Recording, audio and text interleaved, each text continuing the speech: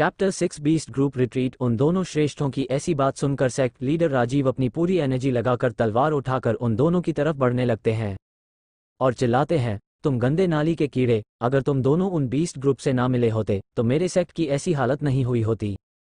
वो आगे बढ़ ही रहे थे कि अचानक उनके सामने कोई आ जाता है जो उसकी तलवार पकड़कर उसे दूर फेंक देता है और वो कहता है, इतना काफ़ी है सेक्ट लीडर राजीव। ये था बीस्ट ग्रुप का लीडर सियांग बीस्ट। वो कहता है, एक बुद्धिमान आदमी की यही पहचान होती है कि वो सही रास्ते का चुनाव करते हैं और अपनी जिंदगी को जीते हैं, और तुम्हारे सेक्ट के इन दोनों श्रेष्ठों ने हमारे बीस्ट ग्रुप की मदद करके यही साबित किया है, और अगर तुम हमारे बीस्ट ग्रुप के सामने इन्हीं दोनों की तरह झुक जाते हो तो मैं वादा करता हूँ कि तुम्हें मैं एक अच्छी पोजीशन दूंगा। सेक्ट लीडर जो कि फिर से उठ खड़े हुए थे, वो अपने मुंह से खून थूकते हुए कहते हैं, क्या तुम चाहते हो कि मैं तुम्हारे आगे झुक जाऊं? कभी नहीं, तुम बीस्ट इस लायक हो भी। हमारे स्पीति वैली सेक्ट कभी भी तुम जैसे बीस्ट ग्रुप के सामने नहीं झुकेगा, भले ही मेरी जान क्यों न चली जाए। मैं अपने जीते जी तो ऐसा तो बिल्कुल भी नहीं होने दूंगा, तुम बस इसके सपने ही देखते रह जाओगे। बीस्ट ग्रुप का लीडर सियांग बीस्ट अपने मुट्ठी कसते हुए कहता है, अच्छा लगता है तुम अभी का मेरा वार भूल गए हो, चलो अच्छा है मैं तुम्हें मरने में तुम्हारी मदद कर देता हूँ। इतना कहकर वो सेक्ट लीडर राजीव के पास तेजी से जाने लगता है कि तभी ऊपर आसमान से किसी की आवाज़ आती है, सुनील शर्मा और महेश शर्मा, तुम दो बेशर्म देशद्रोहियों, आज मैं तुम दोनों को खत्म करके अपने सेक्ट को साफ करूंगी। ये कहने वाली वामिका थी जो एक तलवार पर खड़ी होकर ऊपर आसमान में उड़ रही थी, और एक तलवार उसने अपने हाथ में भी ले रखा था। वह अपने चारों ओर एक गजब की आभा बिखेर रही थी।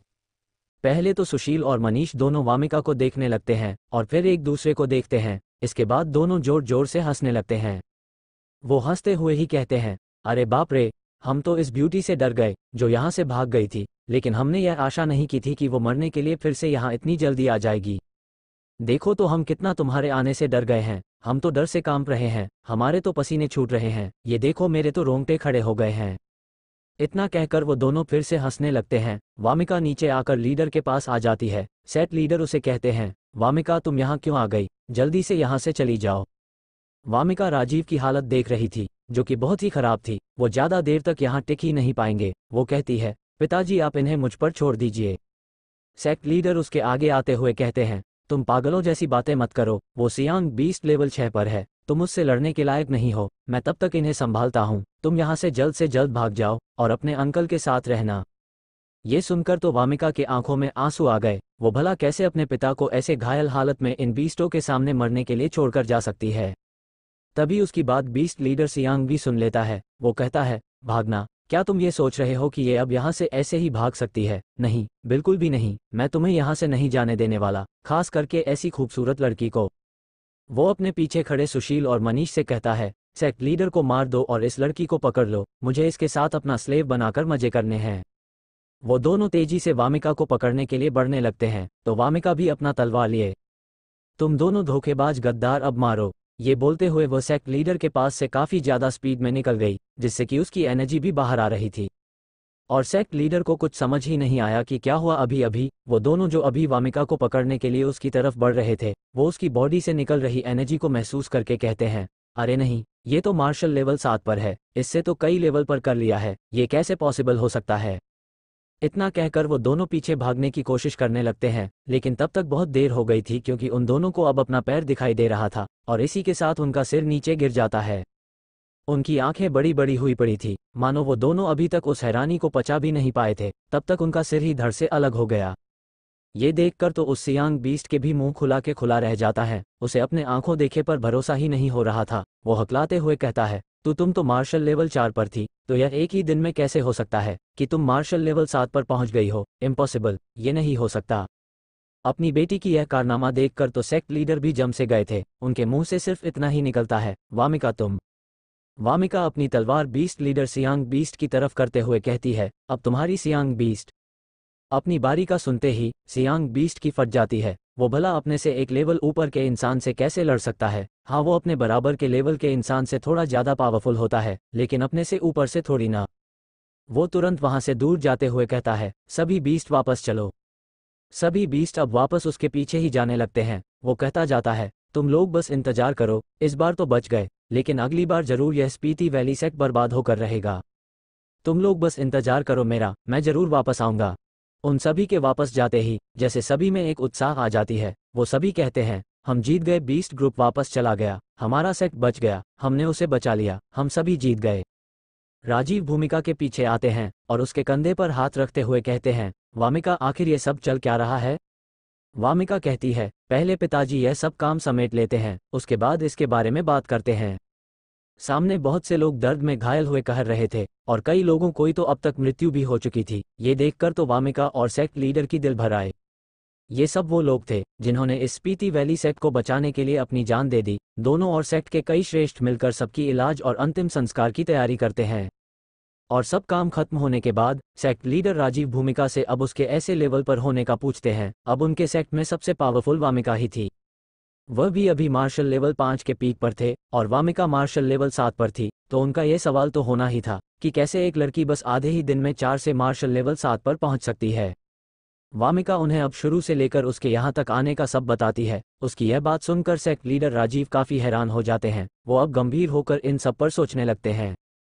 वो कहते हैं, एक दूसरी ऊंची दुनिया से आए हुए सीनियर, वो हमारी स्पीति वैली सेक्ट में हैं और मुझे पता भी नहीं, मुझे जल्द से जल्द उनसे मिलना चाहिए। वो कहते हैं, वामिका जल्दी से तैयार हो जाओ, हम अभी चलते हैं उनसे मिलने के लिए। वामिका राजीव की बात सुनकर रहती है, पिताजी आप ये क्या कर रहे हैं? अब शाम हो गई है, सीनियर शायद अब आराम कर रहे होंगे, हम उन्हें ऐसे ही जाकर डिस्टर्ब नहीं कर सकते हैं, कहीं वो हमसे नाराज हो गए तो। वैसे भी वो बस यहाँ अपने जीवन का अनुभव लेने के लिए आए हैं, हम अगर इस वक्त गए वहाँ तो वो जरूर परेशान हो जाएंगे। राजीव शर्मा कहते हैं, हाँ तुम सही कह रही हो, हमें इस वक्त जाकर उन्हें परेशान नहीं करना चाहिए, हम कल दोपहर में चलेंगे क्योंकि हो सकता है वो सुबह कहीं व्यस्त हो। वामिका कहती है, ठीक है, हम कल दोपहर में चलेंगे। इतना कहने के बाद वो अपने कमरे में चली जाती है। वो अब अक्षत के बारे में सोचने लगती है कि कैसे वो उससे मिली और उसने उसकी कैसे जान बचाई, इलाज किया और बिना कुछ कहे ही लेवल भी पार करा दिया। वो सोचने लगती है कि आखिर वहाँ किस किस प्रकार के खजाने रखे गए थे और इतना सोचने के साथ ही उसे चक्कर आने लगता है और वो फिर से बेहोश हो जाती है। वो अब तक बस इसलिए होश में थी क्योंकि वो अपने सेक्ट और पिताजी को बचाना चाहती थी, लेकिन वो अब तक काफ़ी कमज़ोर हो गई थी। उसने अपने मार्शल लेवल 7 पर ही बैटल की थी। हालांकि वो भले ही मार्शल लेवल 7 पर है, पर अभी उसकी बॉडी यह पावर झेल नहीं पा रही थी, इसलिए ही वो अभी तक काफ़ी कमज़ोर पड़ गई थी। वो तो वामिका को अब तक उसकी इच्छा शक्ति ने होश में रख रखा था और जब सब खत्म और ठीक हो गया था तो उसका ऐसे बेहोश होना जायज़ था। यही कारण था कि उसने सियांग बीस्ट को भागने दिया, नहीं तो वो उसे कब का खत्म कर देती। लेकिन वो उन दोनों गद्दार को मारने में ही अपनी सारी एनर्जी खत्म कर चुकी थी। आज उसने 3 लेवल की बढ़त की थी तो उसके शरीर को यह एडजस्ट करने में अभी कुछ टाइम तो लगेगा ही, नहीं तो वो आगे कैसे अपने इस पावर को यूज़ कर पाएगी। वो बेहोश थी, उसके शरीर के चारों ओर उसकी एनर्जी घूम रही थी और उसकी बॉडी उन सभी को अच्छे से एडजस्ट करने की कोशिश कर रही थी। ऐसा लग रहा था कि जैसे किसी आभा मंडल ने वामिका को चारों तरफ से घेर रखा है। और इधर से सेक्ट लीडर अपने कमरे में जगे हुए थे। वो भूमिका के बातों को गंभीरता से लेकर उन पर विचार कर रहे थे। अगर ऐसा इंसान उनके इस स्पीति वैली में था तो शायद उनका ये स्पीति वैली सुरक्षित है। चैप्टर 7, टॉप लेवल का हथियार। अगली सुबह अक्षत सुबह सुबह ही पहुंच जाता है उस जगह पर जहां वो हर रोज भूमि के साथ सभी चीजों की प्रैक्टिस किया करता है। वो अब भूमि का इंतजार करने लगता है, लेकिन सुबह से दोपहर हो जाती है पर भूमि नहीं आती है। अब अक्षत को पूरा यकीन हो जाता है कि भूमि उसे छोड़कर चली गई है। वो तो यहाँ ये सोच कर आया था कि शायद उससे कल भूमि मजाक कर रही थी, लेकिन अब उसे अच्छे से समझ आ चुका है कि वो कोई मजाक नहीं कर रही थी, बल्कि वो उसे छोड़कर जा चुकी हैं। वो अपना बेकार सा चेहरा बनाकर वापस आ जाता है। वो यहाँ वापस आने के अलावा कर भी क्या सकता था, क्योंकि मास्टर भूमि तो उसके बुलाने से आने वाली नहीं थी। इधर स्पीति वैली सेक्ट में सेक्ट लीडर राजीव और भूमिका तैयार हो रहे थे अक्षत से मिलने जाने के लिए। वो दोनों अब निकलने ही वाले थे कि राजीव कहते हैं, अगर तुमने जो भी कहा वह सब सच है कि सीनियर किसी ऊपर के ऊंची दुनिया पृथ्वी से आए हुए हैं, तब तुमने उनके सामने अपने आप को कुछ ज़्यादा ही आंक लिया था उनका स्टूडेंट बनने को कहकर। वामिका कहती है, यह आपकी बेटी की नासमझी थी। वो तो यह अच्छा हुआ कि सीनियर बहुत अच्छे हैं, उन्होंने मुझे कुछ भी नहीं कहा, नहीं तो अगर वो गुस्सा हो जाते तो हमारे पूरे सेट को अंजाम भुगतना पड़ता। वो दोनों ही अब जंगल में आ गए थे। वामिका कहती है, पिताजी हम पहाड़ों पर उड़कर क्यों नहीं चल रहे हैं, उससे तो हम जल्दी वहां पहुंच जाएंगे। राजीव थोड़ा सख्त होते हुए कहते हैं, तुम क्या जानती हो, कुछ भी नहीं, हम ऐसे पैदल ही पहाड़ों पर चलकर उनको अपना रिस्पेक्ट दिखा रहे हैं। तुम्हें अभी दुनियादारी की बातें सीखनी होगी। हम ऐसे किसी से मिलने जा रहे हैं जो कि हमसे कई ज़्यादा पावरफुल है, तो उड़कर जाना उनके डिसरिस्पेक्ट करना हुआ, समझ गई तुम। अगर हम उड़कर गए तो उन्हें बुरा भी लग सकता है, क्योंकि ये उन्हें इंसल्ट फील करा सकता है। वामिका एक झूठी स्माइल करते हुए कहती है, हाँ समझ गई। वो सोचती है यह अच्छा हुआ कि मैंने यह नहीं बताया कि मैं कल सीनियर के घर से उड़कर ही आई थी, नहीं तो उसके लिए पिताजी न जाने मुझे कितनी डांट लगाते। तभी राजीव कुछ हाथ में लिए वामिका से कहते हैं, अच्छा ये बताओ कि क्या तुम ये हमारे फैमिली की प्रेशियस खजाना गोल्डन लेक नीको सीनियर को अपने लाइफ बचाने के लिए उन्हें दे सकती हो।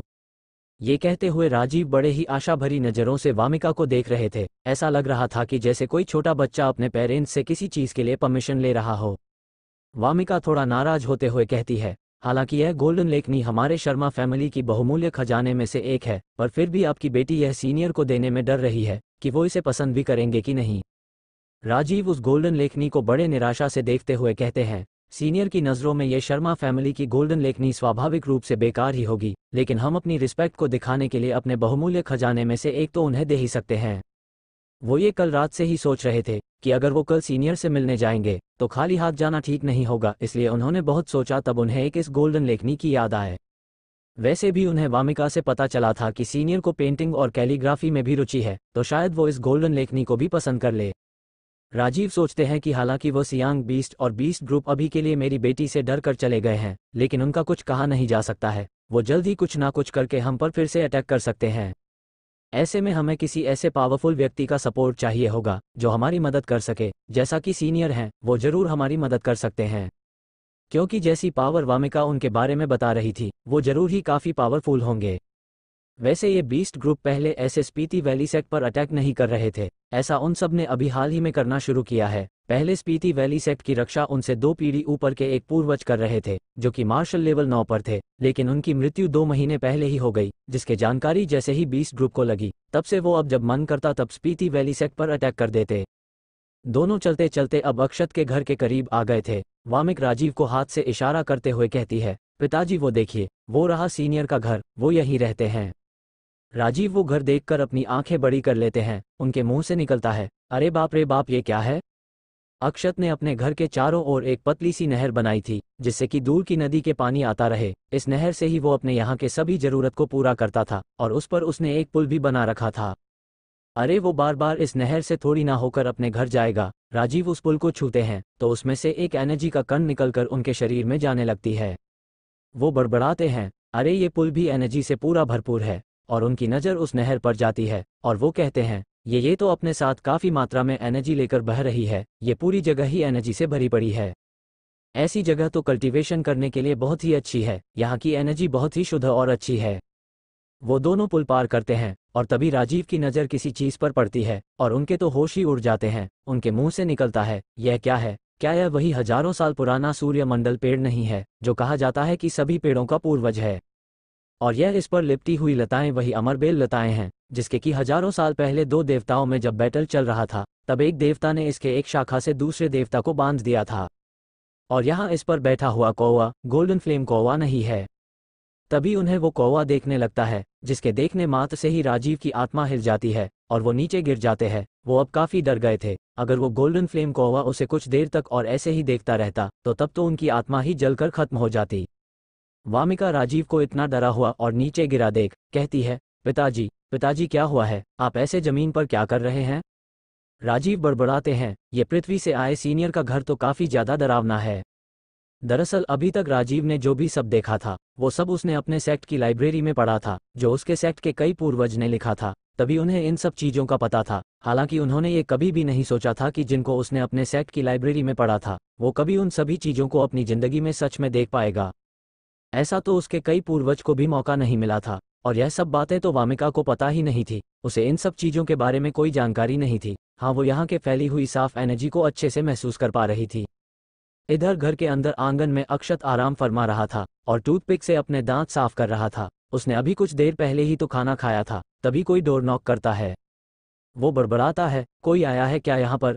इतना कहकर वो अपना दरवाज़ा खोलता है और सामने वो वामिका को खड़े हुए देखता है, जो मुस्कुराते हुए कहती है, सीनियर अक्षत, माफ़ कीजिए आपको फिर से परेशान करने के लिए। अक्षत तो वामिका को देखते ही रह गया। आज वो कल से कई गुना ज़्यादा खूबसूरत लग रही थी। कल तो उसकी हालत कुछ ठीक नहीं थी, पर आज वो तैयार होकर आई थी, जिससे कि वो बहुत खूबसूरत लग रही थी, और उसकी इस मुस्कान में तो जैसे अक्षर खो सा जाता है। तभी वो अपने होश में आता है और कहता है, अरे वामिका, तुम और यह कौन है तुम्हारे साथ जिन्हें तुम यहाँ लेकर आए हो? वामिका राजीव को आगे करते हुए कहती है, ये मेरे पिताजी हैं। इन्हें जब ये पता चला कि आपने मुझे बचाया था तो इन्होंने मुझसे कहा कि आपसे पास लाने को, ताकि आपको धन्यवाद कर सके।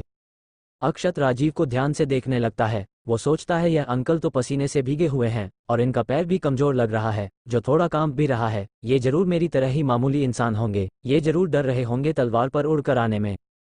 पर अक्षत को कौन बताए कि राजीव इसलिए नहीं डरा हुआ था जैसा वो सोच रहा था। वो तो उसके सामने आने से थोड़ा नर्वस और डर गए थे, इसलिए ही उन्हें पसीने भी आ रहे थे और पैर भी कांप रहा था। और ये कोई मामूली इंसान नहीं थे, वो भी एक कल्टीवेटर ही थे, मार्शल लेवल 5 की। राजीव अक्षत के मुंह में लिए गए टूथपिक को देखने लगते हैं, जिसे अक्षत मुंह में ही इधर उधर कर रहा था। वो उस टूथपिक को देखकर हैरान हो जाते हैं। वो सोचते हैं ये वास्तव में एक टॉप लेवल का हथियार है। और इसी के साथ उनका मुंह हैरानी में खुल जाता है और वो सोचते हैं कि मेरे स्पीति वैली सेक्ट की यह गोल्डन लेखनी भी टॉप लेवल के हथियार से नीचे आती है।